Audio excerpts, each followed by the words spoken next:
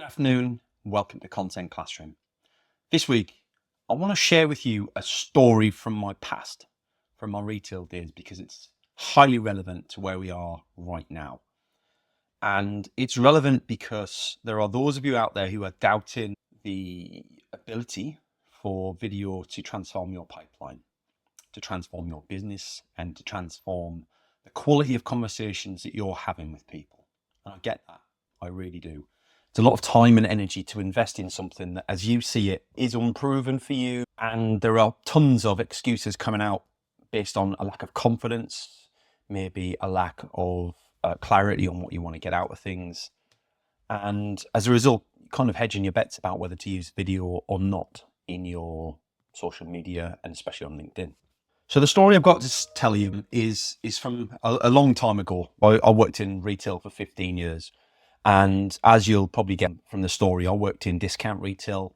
It's a very high pressure, high energy environment where people are pushed to the absolute limits. And we expect a lot out of the people that work for us and with us.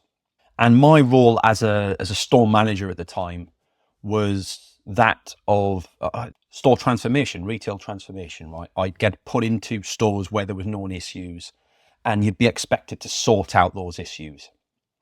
And it took me a long time to stop listening to my area managers when I got into those positions. So the very first thing you'd get told to do would be to rip out the guts of everything that's going on, start from scratch, make it your own, but do it my way. And your area manager would put a lot of pressure on you to do things the way they wanted you to do things, because ultimately they were answerable for your results. And the temptation was just to follow their guidance, follow their requests and badgering and tenacity. And it often lead to stores being more broken than when you first got the store. A weak store manager or an inexperienced store manager would do exactly what they were told. They'd follow those processes, and it would lead to everything being broken all at once, which is very hard to manage. It falls apart, and you get the blame as the store manager. You get the blame for that. What took me a long time to realize was that I needed to take the short-term pain of not doing what my area manager necessarily said, unless they were wanting me to go in a direction I already wanted to go in with things. So in terms of sorting out rotas and workforce planning, in terms of managing the store, in terms of standards in the store, in terms of checks and audits that were done, I would start to do what I wanted to do and to push back on the area manager, because they weren't there 24/7. You'd see them once a week, once a fortnight maybe. And it would be short-term pain whilst they were there, because you'd get a bit of a earache off them. And then you'd be getting back on with what you wanted to do in the first place. And after 2 or 3 months, they'd start to see things working out.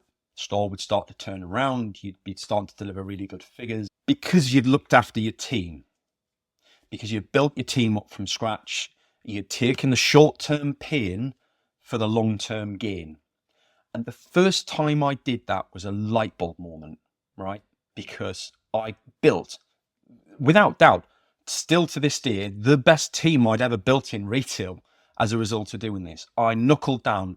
I didn't work lots of hours. I didn't work crazy days. I invested my time in my team. The store went to shit for a while, right? Not going to lie, the store went to shit for a couple of weeks, and I just had to deal with that. But I did it because I was investing my time, energy, and resources in my team, because I had faith that once I did that and I taught them what they needed to know and I got them to a level of understanding and motivation and ambition where they needed to be, they'd perform on my behalf. Here's the parallel, right? So I repeated that process for years and years and years, and I was known for doing it. I was put into trouble stores on purpose because I would turn them around. And I can probably still today go back into those stores with my eyes shut and transform them, because I had faith in the long-term process and I know how to do that. And the parallel is video is that same thing for you, right? You have to take the short-term pain of creating the video, being on video, having it edited, and getting it out there and being consistent with putting it out on your socials, so that in the longer term, it will deliver the leads in for you consistently. And I don't just mean random leads. I mean highly qualified people who've watched enough of your content that they want to buy products and services from you. and they know why they should work with you, and they know that they're aligned, and they want to work with you and you alone. And it's not about how much it costs. They've already got an idea of that. It's not about, specific features and services and benefits. It's because they trust you. And a lot of people don't hang fire long enough or trust in the process long enough to see those results. And if you don't hang around long enough to see those results, and you're not consistent enough with your posting to see that, then you'll never believe in the process. So what I'm saying is, just this once, do it for the next 6 to 9 months, right? Do it once in your career. Build it out. Social media consistently every single day, 2 or 3 videos per week thrown in amongst all of that. Consistently delivering, consistently getting better, iterating on what you've spoken about with passion and with energy on a subject that you're passionate about. I guarantee you in 9 months, you will look back and think, geez, how did I ever do business without this? It is that transformative. But you've got to go through it once. And I would do this again in any business I was in. For any business that wanted to employ me, if I was going back into a paid position, I would make them sit down and listen to the power of what video and social media can do for them. Food for thought this week, more than actions. Food for thought.